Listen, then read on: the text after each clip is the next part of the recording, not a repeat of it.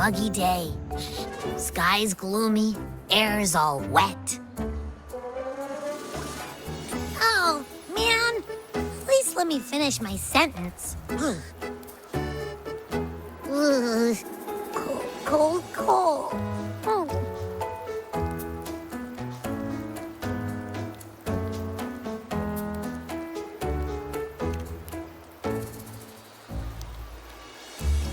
All right. I'm famished. We barely had a bite sprinting all the way here from Ragusa. Whoa! Pinch me! This is a feast and a half!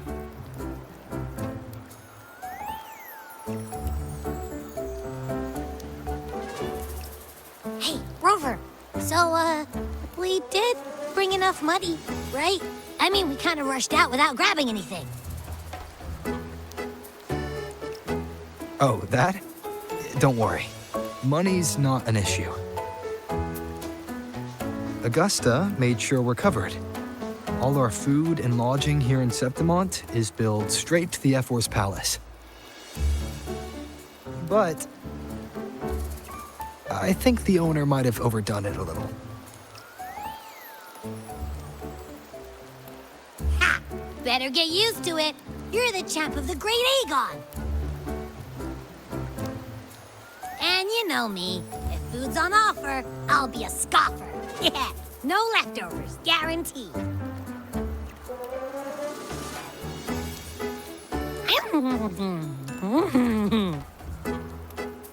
Free stay, free meal. Zephyr really knows how to treat guests. Maybe we should, hang around a bit longer.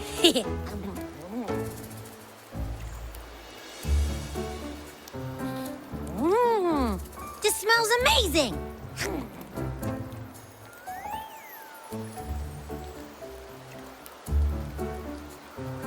Abby, what do you think Imperator wants me to find? If Cardathia is right, the last clues should be somewhere on the Segue plateaus. We're so close to the finish line, just one step away. But our pace is slowed. Relax. We're already back in Septimont. What's the rush? I remember Lupa said there's this weird blight cloud hanging over the Segue plateaus.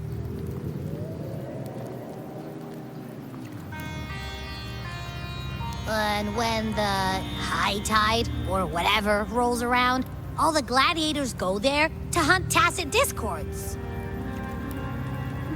Wait, is the high tide coming up soon? The Aphra's invite did say something about a big hunt. Huh, that reminds me.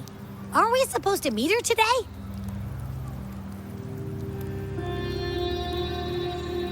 A messenger came this morning.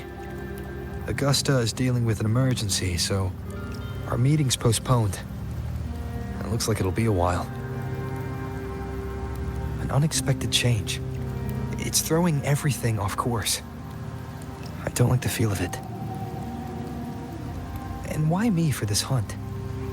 If it's about the Great Aegon, the messenger said none of the other gladiators were invited.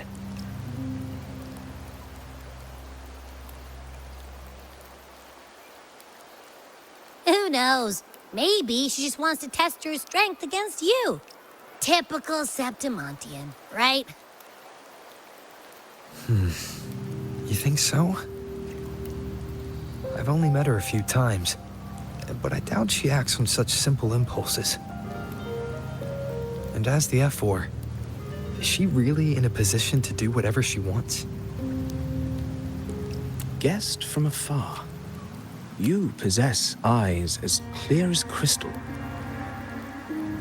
But what troubles you so that eyes once bright as the highland sky now darken with rolling clouds?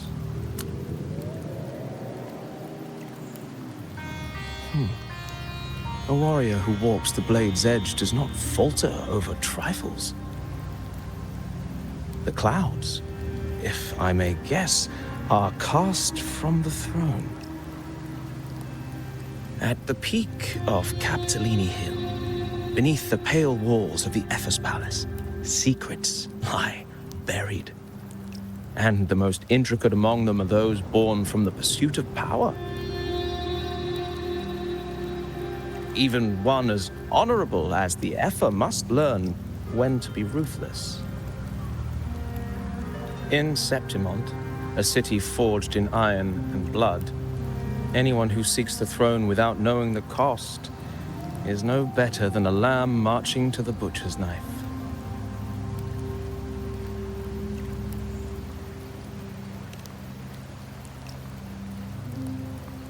I am Nestor, a traveling poet.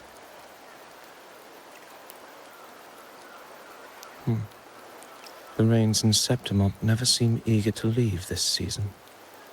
So then.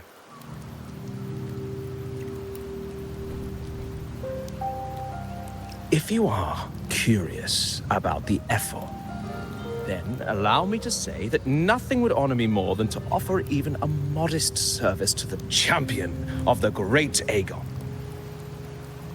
Wait, how do you know he's the champion? And all that stuff about the F-Word, too. Oh, your eyes. Were we talking too loud?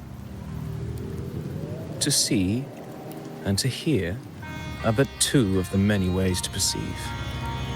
Trusting the senses is a habit, a natural expedience, but not the only option.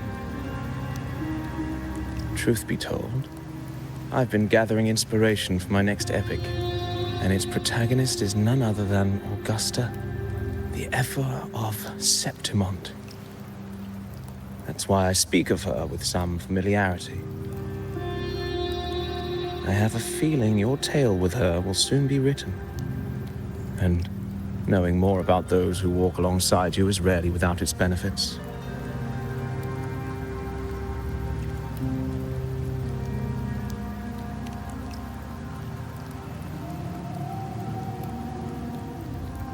Augusta, a girl of humble birth, a resonator of modest talent, a commoner without noble patronage, and yet, from the den of wolves that is Septimont City, she rose and eventually claimed her place. Just like the burning sun was once a cloud of dust.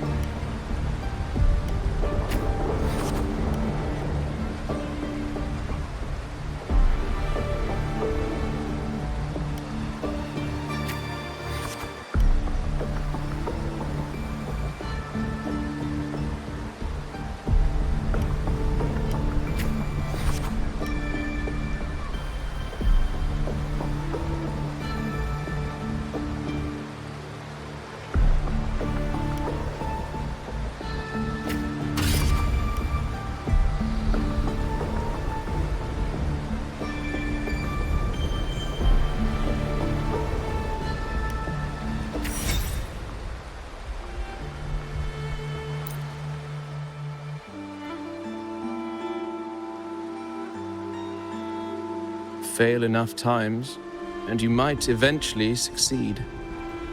Should we call it resilience? Or mere stubbornness? Or perhaps, for a girl who has lost everything, there was never a second option. She had no one to trust but herself, and naught but a blade to hold. And yet, as the first stanza of an epic, this is nothing extraordinary. Since the lament, across the scorched lands of Solaris, I've heard this story repeat itself, again and again. Greatness. Yes, our era has certainly seen it. But true greatness is never found on the first page of a story. Courage, glory, and honor. Such immortal virtues have been etched in tablet and stone. They are never forged overnight. Light as a thread, elusive as the wind, they weave themselves into every twist of fate, tangling with every insignificant choice we make.